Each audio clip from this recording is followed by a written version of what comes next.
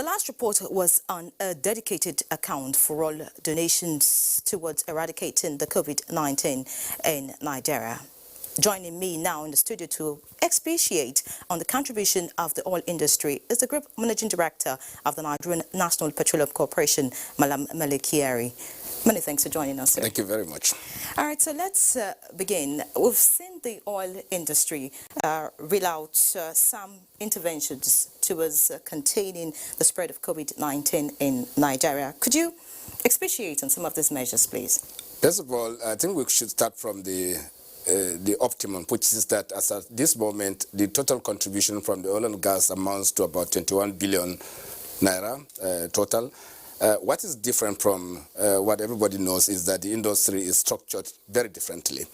This industry has procurement processes. It has its system of delivering CSR responsibilities. And when we realize that this industry has a responsibility to support this country in its hours of need, which we all know is a very critical moment now, everybody is coming on the table to support the federal government in its efforts to bring relief on this COVID-19 impact. And of course, we're also conscious of the fact that there's a federal government standing committee that is designed to ensure that all support are articulated in one point. So where the industry came in is to come together as a single body, the downstream, the midstream, and the upstream, so that they can come together and deliver this service on the basis of a plan that will do three things. There are three thematic regions. First of all, thematic areas. One is to provide medical consumables. Secondly, to provide support services when patients are in hospital. That means beds, ventilators, and so on. And thirdly, to provide lasting infrastructural support, which will outlive the COVID-19 situation. So for the industry, it is not different from what the rest of the country is doing, what you have just mentioned to Nigerians. But what is very different is that we are not contributing cash. We are making sure that individual companies in this collection of businesses in the oil and gas will deliver on material things on the basis of their own procurement processes. Okay, you're not helping with cash. It's ensuring that the companies do their bid. Now, talking about the budget for 2020, we know that the benchmark for oil, as projected, is different from what we see at the moment. What do you think we can do in order to share up revenue, especially because we are importing petrol and then the prices of crude oil has gone down?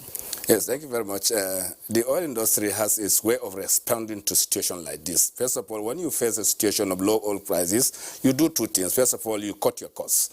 And then you extend your payment process in such a way that you don't pay what you can pay tomorrow today. That way you have more resources in your hands to respond to the situation. This is exactly what we have done with our partners to cut down on our budgets so that the money that we make from the current realities of the oil price that we have today will now be utilized to meet our basic operational needs. And that way you are also able to deliver on the expectation of your shareholders, particularly when government is in this business to make some money to meet its budget needs. Yes, we are responding to this situation.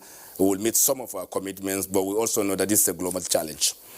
A global challenge, but talking about subsidy, that's our own challenge. And you have said that the no subsidy status will remain. So I want you to please explain that to us. How would we survive with this current situation? First of all, as you're aware, fuel was selling for 145 naira before this COVID-19 impasse came into play.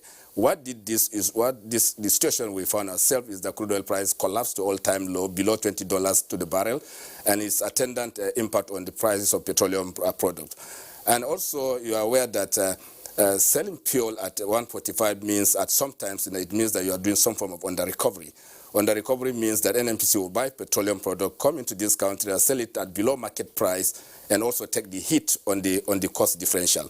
What we have done today is to introduce a system where that under-recovery will vanish so that the market forces will come into play, such that at the end of the day, Nigerians will benefit from the enormous resources that amount in petroleum product supply mechanism. And as you may also be aware, fuel under recovery means taking back some money that would have gone to fund infrastructure, education, and health, and so many other things that today we know that we are lagging behind. And this opportunity that we have is to make sure that those resources are available. so that we stop subsidizing the elites. And as you are all aware, you know, when you say subsidy of petroleum product, under any name you call it, it is actually an elitist thing.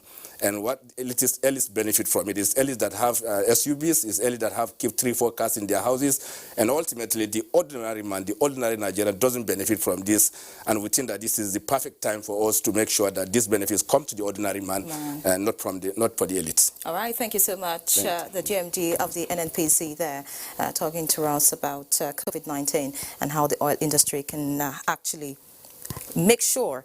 Control, defend your country.